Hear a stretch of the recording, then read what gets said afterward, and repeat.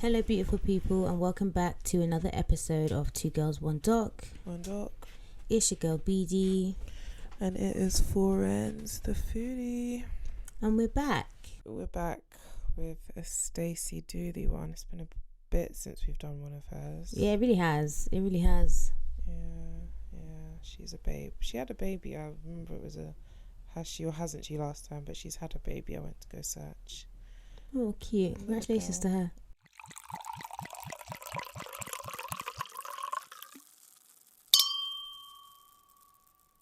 So this documentary is Stacey Dooley Investigates. It's there's a series of different ones. I can't remember if I've watched all of them, but I've watched this one before. Mm-hmm.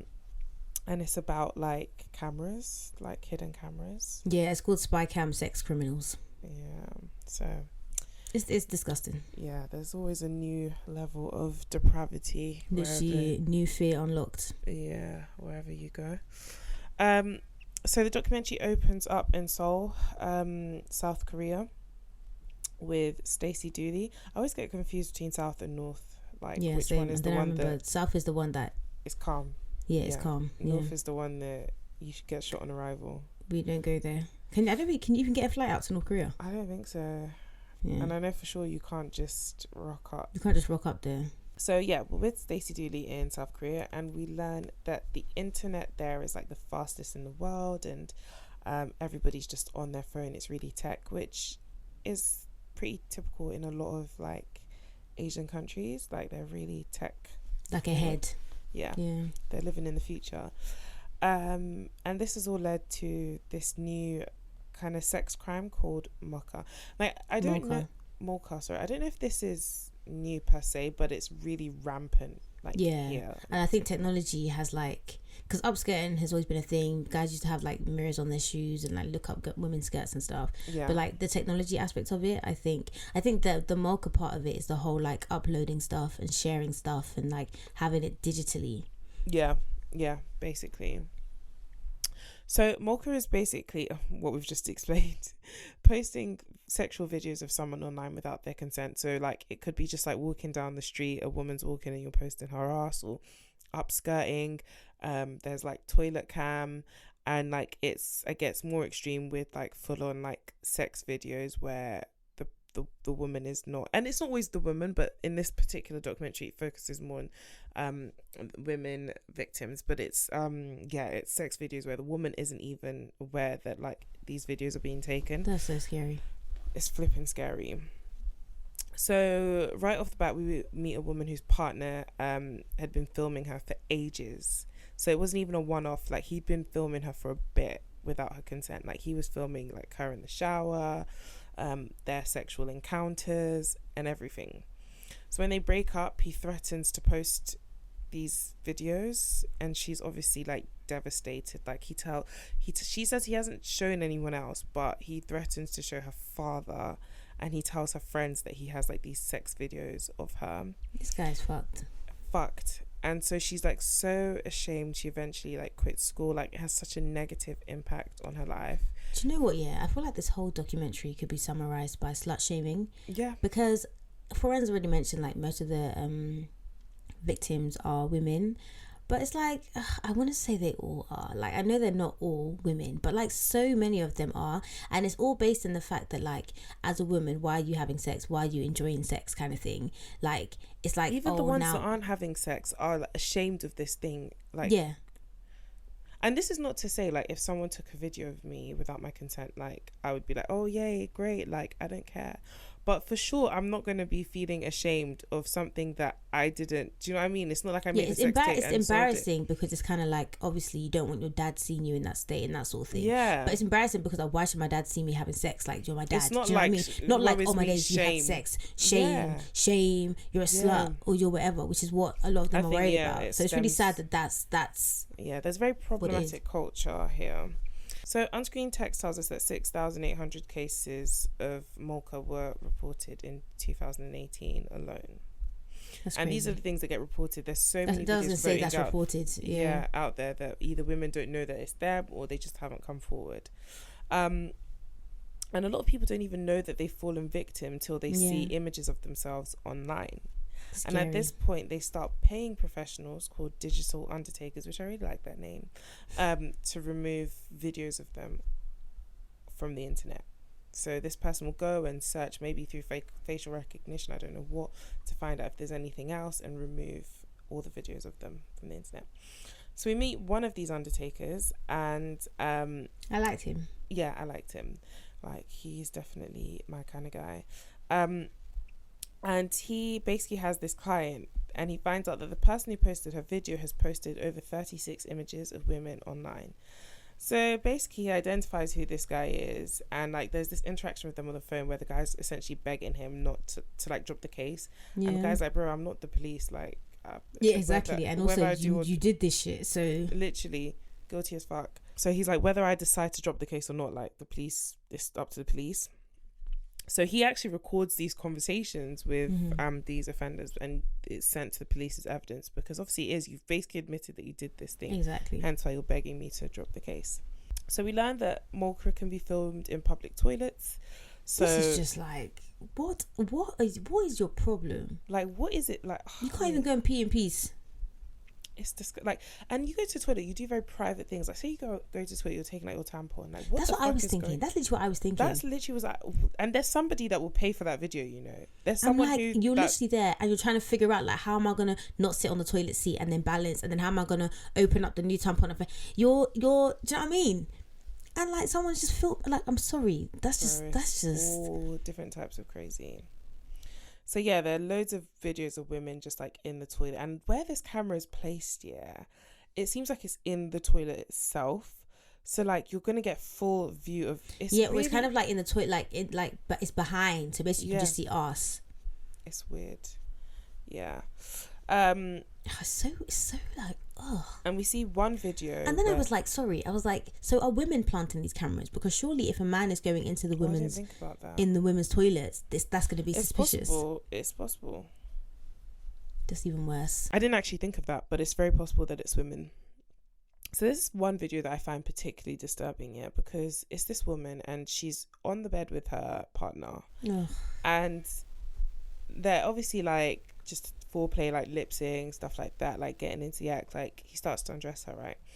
And the guy's like, isn't this wild that his face is pixelated? Exactly. He pixelated his face. He pixelated his own face, so nobody will know who he is. And then this woman who was unaware, and a lot of these guys will position their partners in a way where they're making sure that the camera like can see them. Like he was saying that like there was even angle. A video where like you could see he was distracted during the sex because he wanted to make sure he was getting the best angle. Yeah. Like it makes you so scared. Like, and one guy described it as like they're making their own porn, but like the instead of with porn, the two people are aware, consenting and aware, but in this case it's like you're the only person that's aware. It's so scary because you finish watching stuff like this and you're like, I can't trust anyone. Yeah. Like, because you could sit down and say, my man would never do that, but all these women thought their men would never. Exactly. Probably women on there who still think their man would never. They just don't know they're on there. They just don't know. Yeah.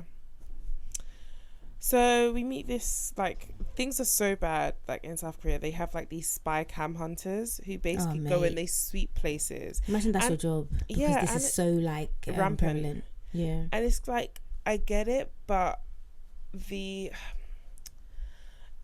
it seems like you're trying to kill a lion with a wooden knife. I don't know if that's a saying. I just made it up. Because, okay, there's a group of you lots. How many places are you gonna check?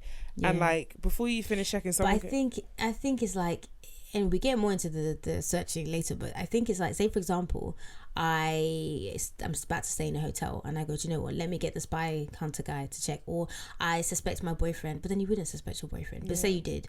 Maybe it's that sort of thing, like they're called on a case by case basis. Because this particular place they go to search is like a government place. So I feel like it's something the government has implemented. But I feel like that one was just kind of like, I don't know, like a training camp or something, and they were like, let's just put spy. I don't know. Yeah, but they sweep this government conference building and they don't find anything. But they do talk us through like the job and, you know, where you could find things whilst you're there. They talk about the waterproof ones that are in the showers. Yeah. And it reminded me of that TikTok of that woman. And her boyfriend had put a spy camera in her teenage daughter's shower head, and she found it, and she was livid. I don't think she killed him, but she should have. Yeah. But that's crazy. And it's like, we love cameras and technology and how amazing cameras have gotten. They're on our phones, they're so small, but this is actually such an insidious use of great technology. It's like not all technology has to trickle down to us, to civilians. Like, it doesn't have to. I agree. These cameras aren't even expensive. I agree. Yeah, it's crazy. They're $25, they said. Mate, your life can be ruined by 25. Come on. We meet this perpetrator.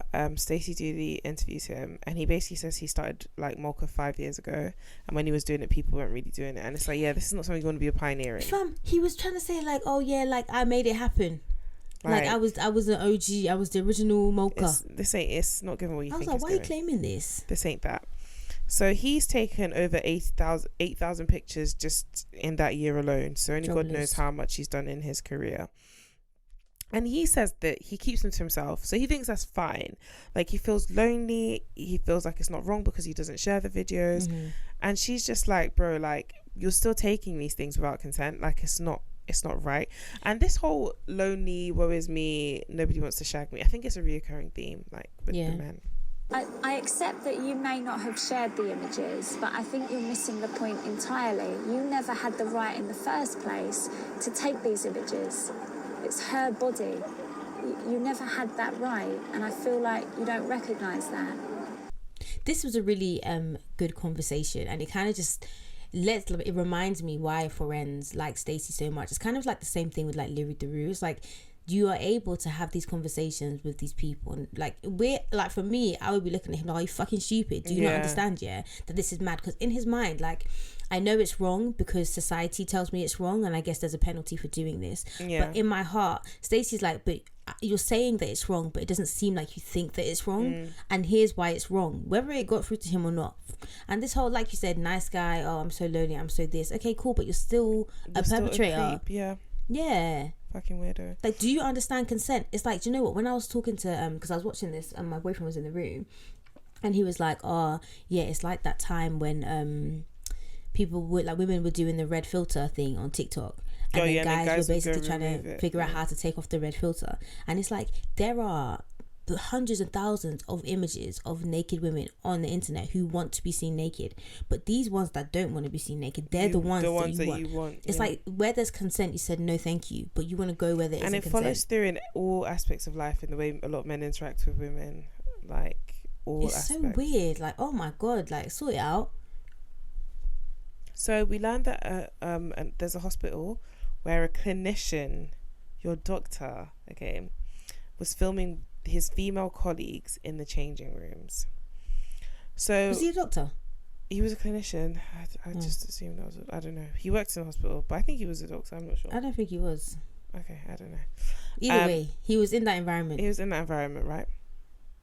So one of the women who was filmed, her family agrees to meet with Stacey.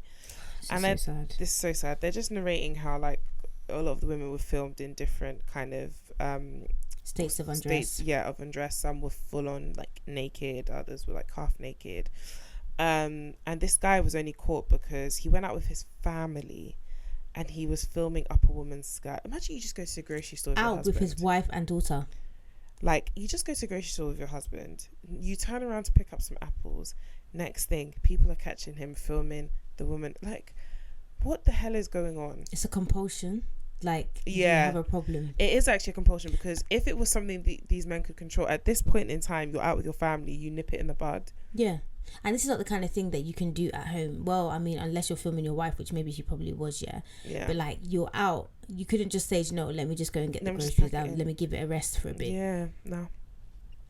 So, when he gets caught, they find loads of images of on his, like, devices, and some of them are from the hospital, and that's when they find out he's been doing it to hospital.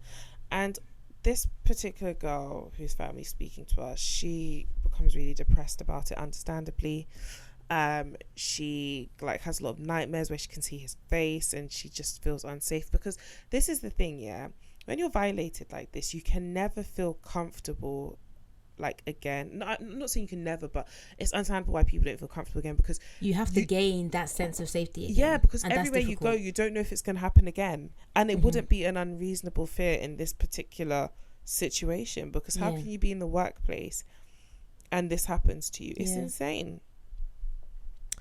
Like, God, it just reminds me of one time I went to this party, and this guy had moved to me, and I was like, oh, like, I'm engaged. Cool.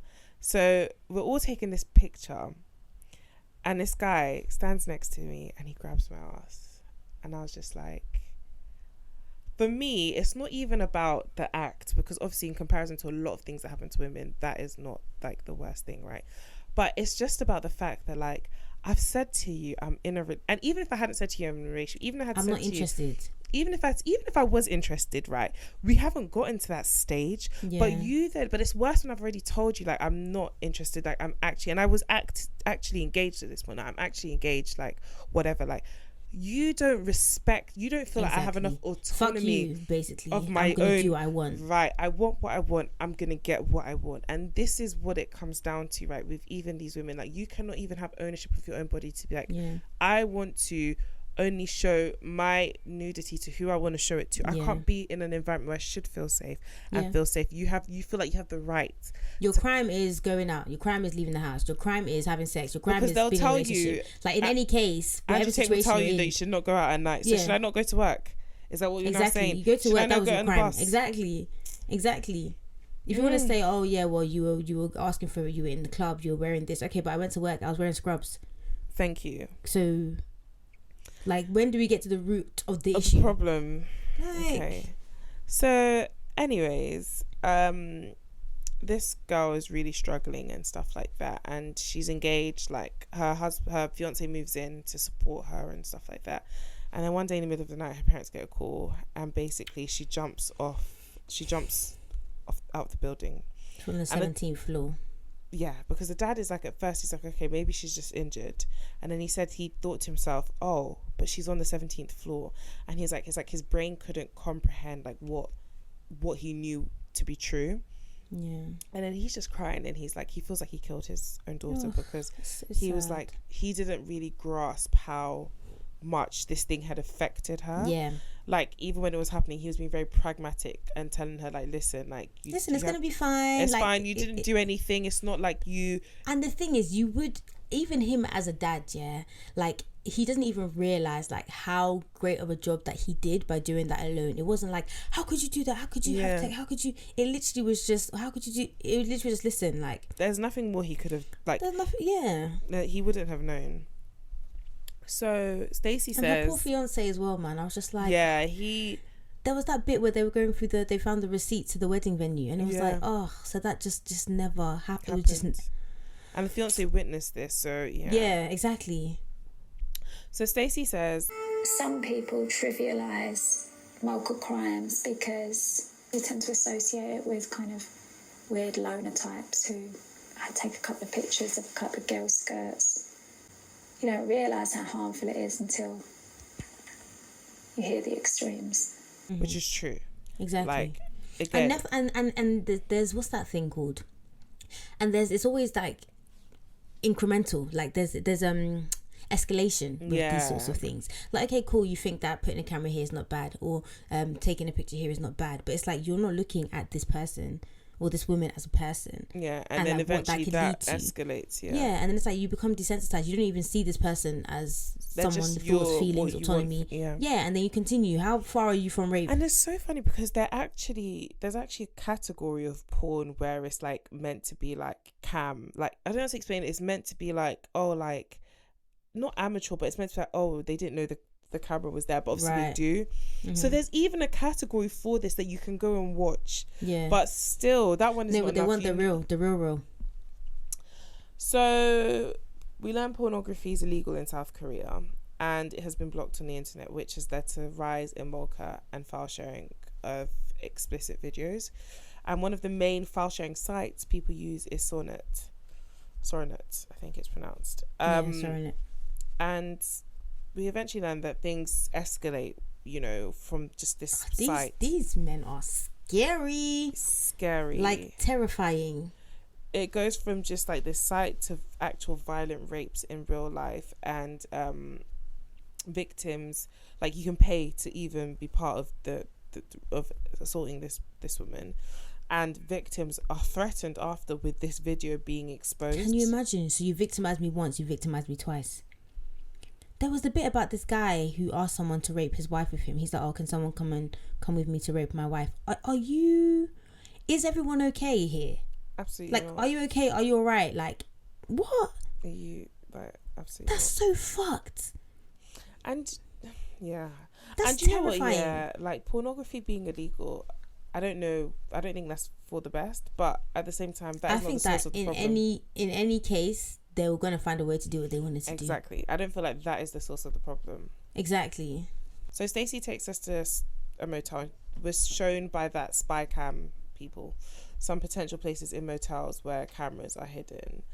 So these people will hide cameras anywhere, in a shirt of a button, in a clock, in lotion, in the shower, which you've discussed, in the aircon, anywhere you can potentially think of that there's a surface, they will hide a camera.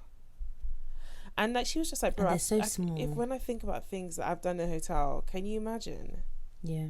Even Airbnbs. When I think of Airbnbs, I'm like, yeah, 100%, I'm on someone's camera somewhere. Yeah. 100%. I haven't actually stayed in that many Airbnbs, but yeah. I haven't in a while, and I don't think I will again. Oh, to be honest, hotel, Airbnb, it's all the same. It's all the same. So we learned that a lot of motels are actually in like partnership with the perpetrators because it makes them money. So they let these people come and put their cameras for a fee. The people get the images they want, then they sell it, and that's how they. Can you imagine? Obviously, it's very seedy motels, like per the hour, but they call them love hotels, which I find funny. Yeah, I was like, girl, because they are making hotels everything but love. But literally. Yeah.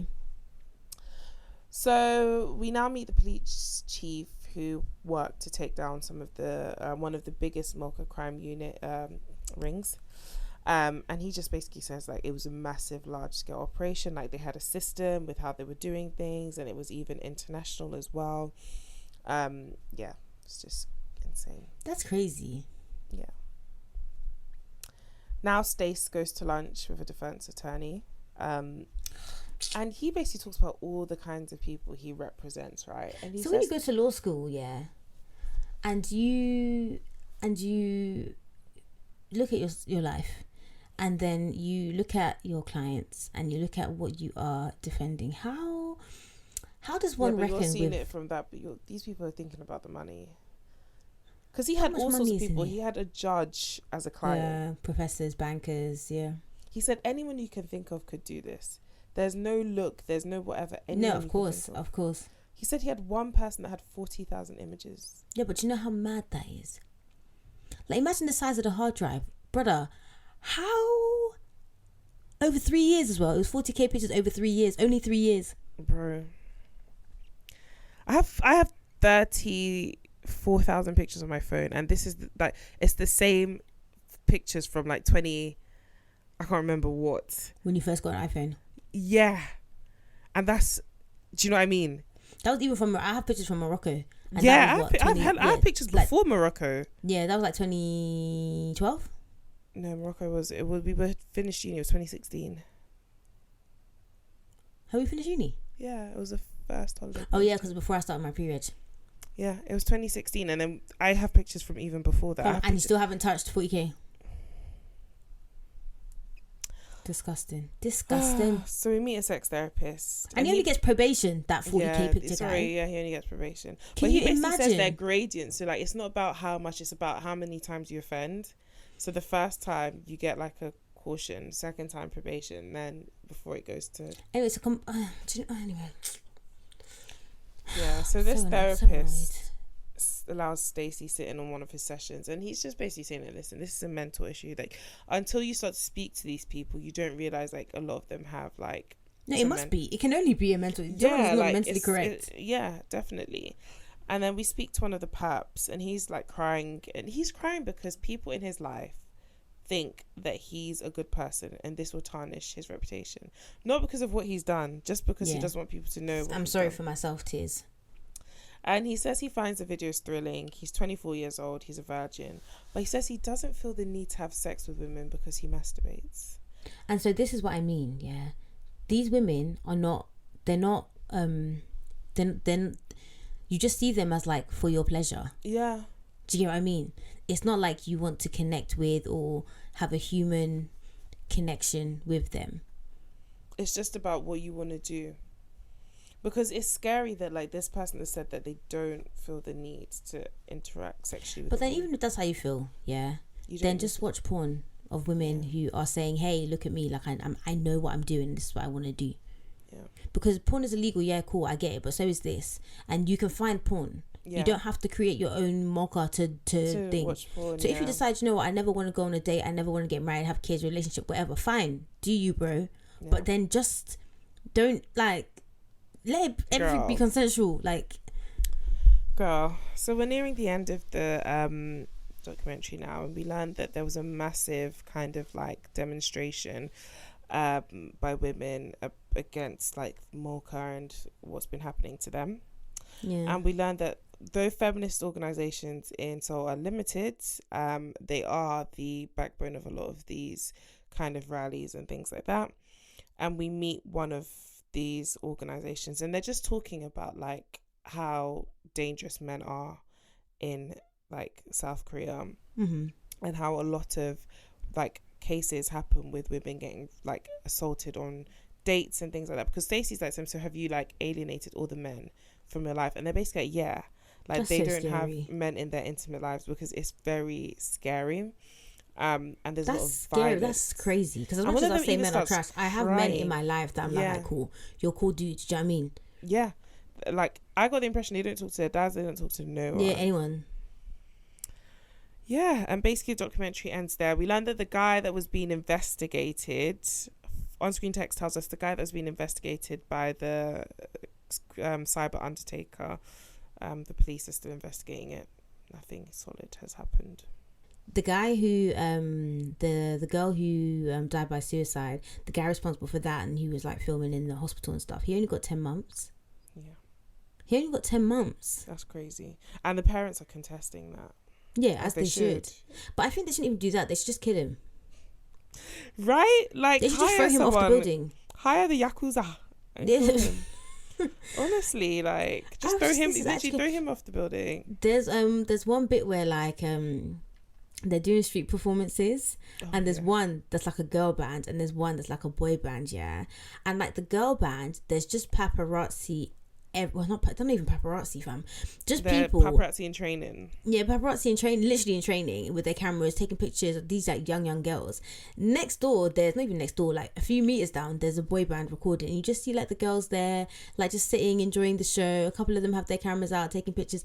And you just think to yourself, like, okay, so at what point do we acknowledge that the problem is the culture surrounding men? Yeah. Like, when do we just say, okay, yeah, like, cool. Because even if those girls had been wearing long skirts and doing that dance, it would have been the same thing. There's nothing you can say other than men be men in. But it's crazy. It's insane. The fact that these lots have like no men in their lives at all. They said literally fuck these niggas, yeah.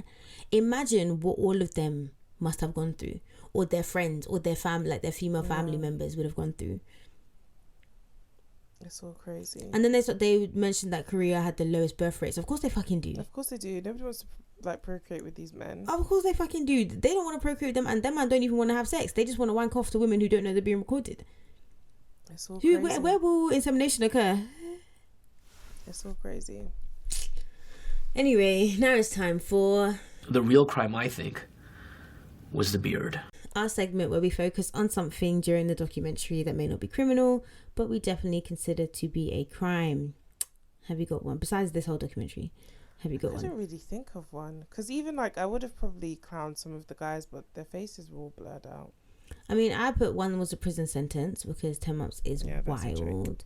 And then like there's one of the last scenes, you know, when she's talking to the women, yeah, there's like this drawing in the background. It's as if someone was doing like art or like a life drawing or something, and it was just so shit. I didn't see it. It was so shit. I'm actually gonna go back and look for it. It was so shit. It was near the end. I guess mine was kind of like, if you're going to put something in the toilet, what if people are just going there and shitting? Imagine you put something in the toilet, like a camera in the toilet, and then everyone's had bad fish or something. And just diarrhea. And everyone just has diarrhea. But it wasn't inside the toilet, though. It was like the back. Either way, but that's your content for the day.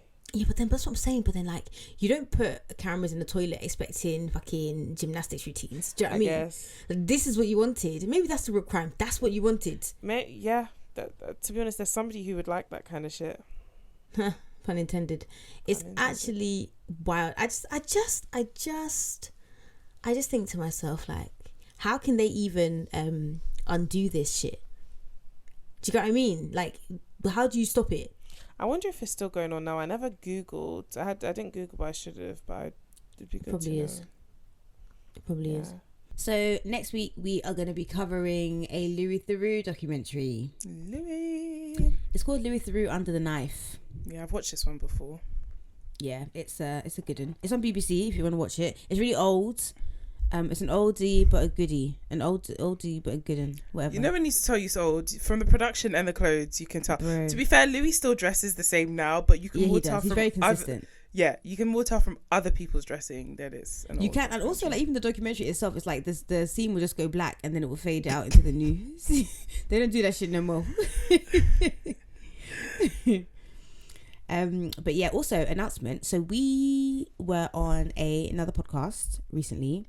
It's called Crime Seen. Seen is in SEEN.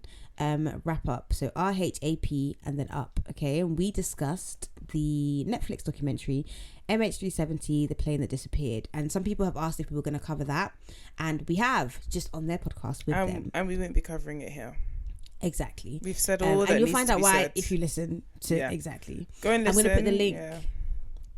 Yeah, I'm going to put the link in the show notes so you can have a listen to that. You just get another dose of us without us having to put out another episode here. And you can also check out a podcast where they talk about documentaries just like we do. So, yeah, check that out. I'll put the link in our bio. And that is everything. So, where can they find us? Everywhere, 2 Girls 1 Doc. TikTok, it is 2 Girls 1 Doc podcast. And you can find me on TikTok and Instagram, Forens the Foodie. Where can the people then find you? Right here, 2 Girls 1 Doc. Come back next week for more. All right, bye. Bye. Okay, I'm going to take you back. I'm going to get your clothes changed. Then you'll meet with Dr. Amron. He's going to mark your body. Okay. He's going to take photographs. Yes. Going to walk you into the operating room. You're awake when you go in, of course. Yes, of course. No worries. You're a great yeah. hand. Dr. Amron does this all the time. He's excellent at what he does. It's like his forte. I was in Beverly Hills, about to have a plastic surgery operation. For several weeks, I'd been meeting the people of Southern California, for whom looking their best involves regular trips to the surgeon. Wow, look at that. It's amazing what you can do with removal of a little bit of skin. So you generally never want to do the butt itself. I almost never do the butt. They claim that by changing our outer appearance, we can also change our innermost feelings. I'm happy. There are not many guys who is 50 who look that good. And now I would be finding out firsthand.